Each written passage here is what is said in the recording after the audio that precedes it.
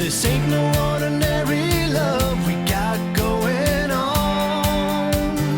Hello there, fam.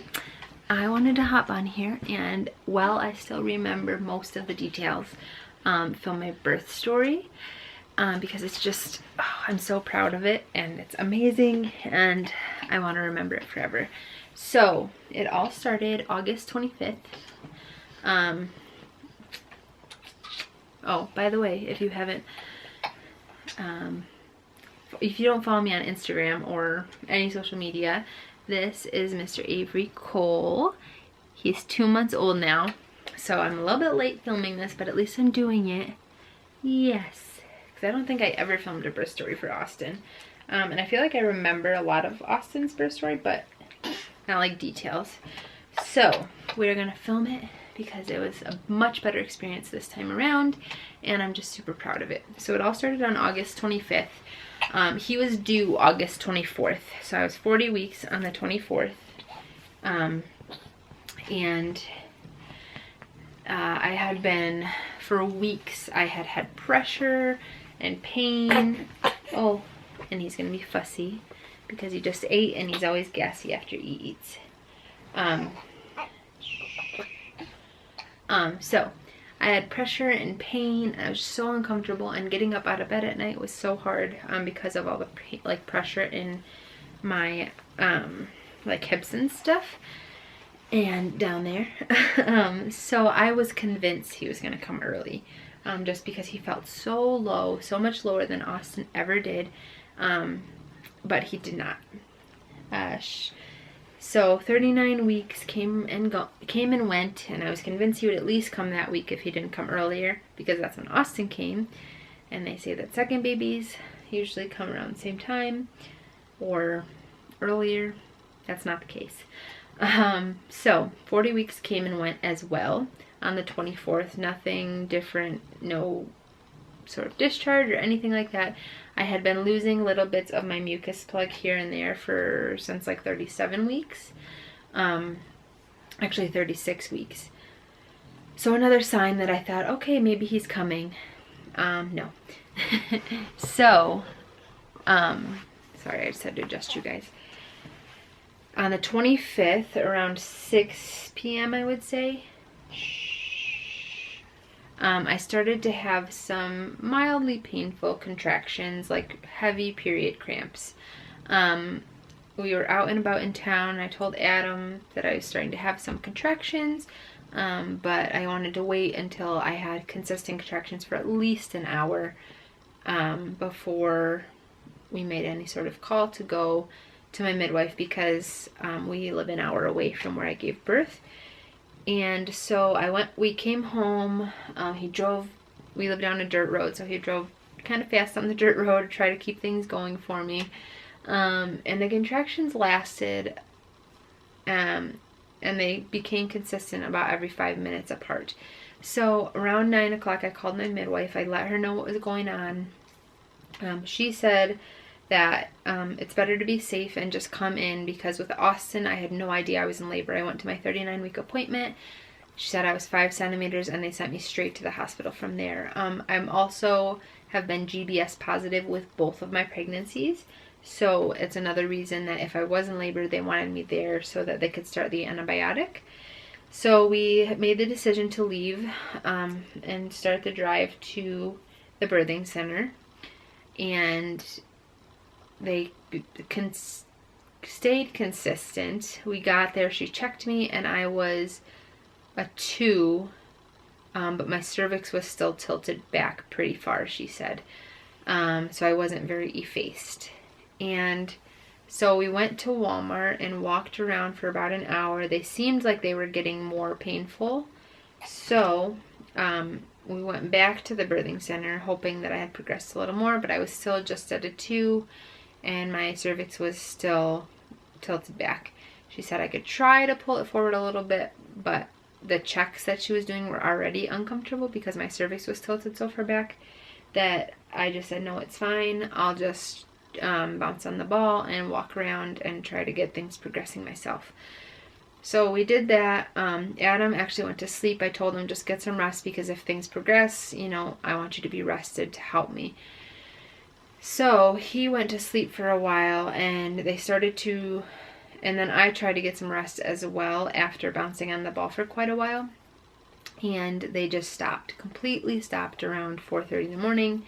And I told the midwife that they had stopped and she just said, okay, well, why don't you go home? I was supposed to have an appointment what was it? A Wednesday. That Wednesday, which was the 27th. So we went in on a Monday night and left Tuesday morning. So they said, just call us in the morning and we will kind of evaluate if you need to come back in for your appointment on Wednesday, or if we can just move your appointment to Friday. So at that point, on that Tuesday when we came home, kind of feeling defeated, I was 40 weeks and 1 day, or 2 weeks, 40 weeks and 2 days. So nothing different happened that Tuesday. Just kind of the same old, same old. We went for a really long walk that night. I bounced on my ball and then I just went to bed and got some rest. Well, Wednesday morning, when I woke up, I had lost a big chunk of mucus plug and also had my bloody show. So I was hopeful. So my midwife called me about it 20 minutes after that happened, just to check on me and see how things were going, if I needed to come in, because my appointment was at 3:30. So I told her that I had my bloody show, and she said, well, you know what, why don't you just come in just to be safe? Since that happens, sometimes it can mean that labor is going to happen soon. So I went in that afternoon at 3:30, and before she did any sort of cervical check, we had talked about it, and she said that she could sweep my membranes if I wanted to kind of hopefully get things going. And she was going to do so with evening primrose oil. So she got that all ready, so she could check me, and put the evening primrose oil on her glove and went in to sweep my membranes. And while she was about to do that, she said, you know what, never mind, you're 5 centimeters. I don't feel comfortable sending you home. So we knew that our baby was going to be here soon. So I was at 5 centimeters at my appointment. She took me down to the birthing room and administered my first round of antibiotics. In the meantime, I called Adam because he was at work. My mom and Austin had gone with me to the appointment. And so what was I going to say? Oh, so I called Adam. I told him, I said, today's the day. When you get done, you need to come here. Because it was almost the end of his work day anyway. So I said, just finish up your work day and just come here when you're done. So by the time that phone call was over, the antibiotics were administered. And she told me just, go out to dinner, eat something light but high in protein. Go walk around the store, get things progressing a little. So we went to dinner. I just had eggs, so I had something high in protein for dinner. And then by the time we were done with dinner, we ran to the store so that I could get a sweater because I had forgotten mine, and went back to the birthing center. I ended up not walking around the store because it had started pouring rain and I didn't want to take Austin out into the rain to get into the store just to walk around. And I was kind of, just at this point, I was uncomfortable. I wasn't even having contractions. I was still having Braxton Hicks every now and then. So it just didn't feel like I was about to have a baby soon. But so at this point we went back to the birthing center. Adam met us there. My mom took Austin home, and then me and Adam got settled into our birthing room. They administered, we got settled into the birthing room. We kind of just hung out and laughed and talked and just relaxed for a little while I bounced on the ball. And that's really all I did to help progress myself, is just bounce on the ball and walk around a little bit, go to the bathroom a couple times. And then she came in around 9:30 to administer the second round of antibiotics for the GBS. And when she did that, she checked me and I was already at a 7. So I had progressed from a 5 to a 7 from 3:30 to 9:30. And at this point having very minimal contractions. So around 6 to 7 centimeters, I started having contractions that were probably about 3 to 4 minutes apart, and they were decently painful, but I could just breathe through them with the help of Adam, like swaying back and forth, but nothing that felt out of my control. So this was at 9:30, and then I was looking back at pictures in Adam's phone the other day of that night, and at 10:45 we were still just laying in bed, relaxing in between contractions and just laughing and talking. We were taking Snapchat photos, and that was at 10:45. So I want to say around 11:30 is when I decided it was time to get into the birthing tub. I had had 2 really painful contractions, and I said, okay, I think it's time to get in the birthing tub. After she checked me the last time, I was never checked again. I didn't ask for it. I didn't think that I needed it. I think if things had dragged on longer, I would have asked her to check me, but they didn't. So I got into the birthing tub, and from then on, it relaxed my body, so I think my body was able to progress itself to 10 centimeters pretty quickly. Because my muscles had relaxed in the hot water. Adam was pouring hot water over my stomach during contractions. It felt amazing. And I really think like the only part where I felt like I couldn't do it anymore was during transition. So for probably a good 45 minutes,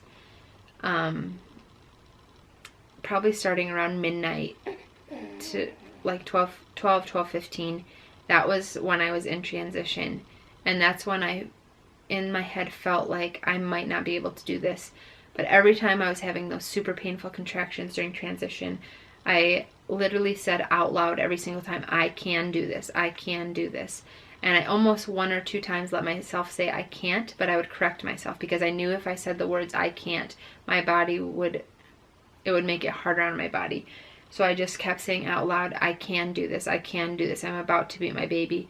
And I just kept repeating those things over and over. And then before this all, I had sent Adam a list of like affirmations that he could say to me during birth. And he kept saying the same thing, like, we're about to meet our boy.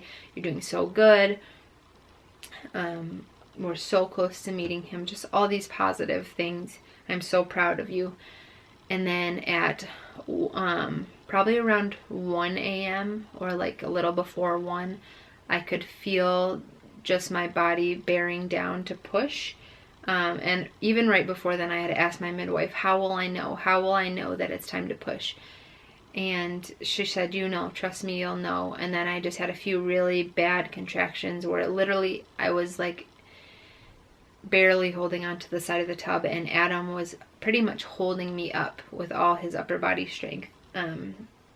And then I just started to push. I had gotten in the middle of the tub on my hands and knees, and I just pushed with all my might and was praying that it didn't take as long as it did to push Austin out, which I think, I want to say I pushed for like an hour with Austin. I can't even remember. But about 20 minutes, and this little guy came out into the world, and I was like in literal shock. He came out partially in his amniotic. At this point, my water had never broken. It leaked a little bid with, when I started to bear down and push, I felt a little pop and like some fluid came out in the water. But it did never fully broke. So he came out with his amniotic sac around his head, and the midwife had to take it off. And we did delayed cord clamping, and he came into the world at 7 pounds, 15.5 ounces, or 15.5 ounces, and 20 inches long. And he was perfect and wonderful, and it was amazing. We hung out in the tub for about 10 minutes, and then they helped me get out. Daddy did skin to skin with him while I was getting out. And it was just the most amazing birth experience I could have ever asked for. It was perfect, exactly how I wanted it and pictured it. And I just kept repeating to myself after he was born, or repeating to Adam, he told, Adam said, you just looked in shock that you did it. He just kept saying, I did it. I can't believe I did it. And I looked at my midwife and said the same thing, that I did it, he's here. And I was just in shock because I have very low pain tolerance, and mentally I was prepared to birth this baby, but I was nervous that it would get to the time and I wouldn't be able to do it, even though I have to do it. And I'm so proud of myself. If you can do a natural birth, do it. It is the most empowering experience of your life. And don't get me wrong, the epidural is amazing. I had one with Austin, but I just didn't like the feel of a hospital, and I didn't want to do it again if I didn't have to. So I did a birth center, and it was so empowering, and I'm still to this day so proud of it. I bring it up to Adam at least once a week, and we talk about it, and I'm just in awe of what I did. And I got this perfect little person out of it. So that is my birth story, and if I ever have a third baby, I will definitely be doing my best to get into a birth center again if we don't live here. If we do live here, I'll be going back to the same birth center. It's the most amazing experience, and even through the pain, it was so worth it. And I'm almost like in tears, wanting, like, about how proud I am of myself. But he is amazing, and we had an amazing experience. So that is our birth story. This little guy passed out while I was talking. Thank you for watching. We're not like them, we are better, both you and I know. Grab your car keys and jacket, 'cause honey, we're ready to go.